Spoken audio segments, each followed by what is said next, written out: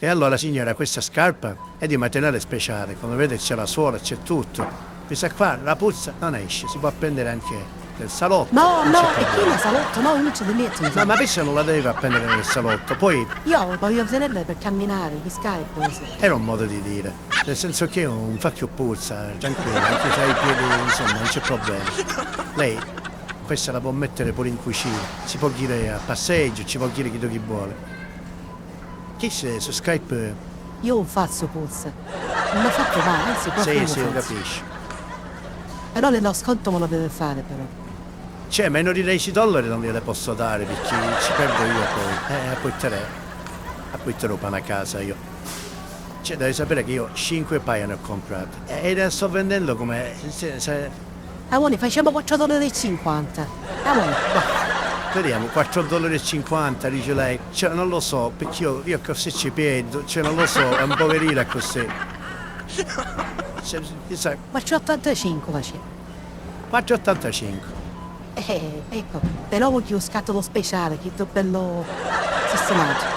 Beh, un scatolo a parte, un scatolo 2,50 ci posso passare, non è che se no ci voglio una sacchietta.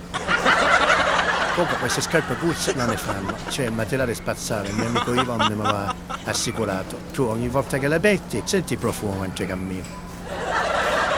È una nuova tecnologia, non lo so che Un cosa. pensierino mi può fare un regalo.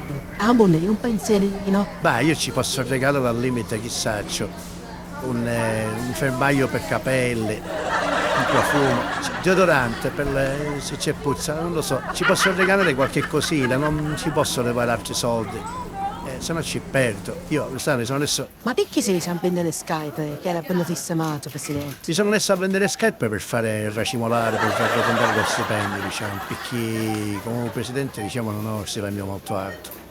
No, a sapere che io c'ho la cassettina e già dentro ci infilo un sacco di cose e ci trovi Skype, allora per te me le vendo e Sai. vedevo se ci guadagno qualche cosa. Cioè alla fine non è che ci guadagni, è una passione che ho. Io per chi Skype è proprio Maria, ci sono io fissato di Skype. Pure io sono fissata di Skype. Prima camminavo a piedi nudi, cioè una volta mi sono ritrovato in safari, chi per nure, chiedo di zanzare, zecche, tutte cose. Poi ho detto ora mi metti Skype così. E da là ho iniziato a comprare Skype.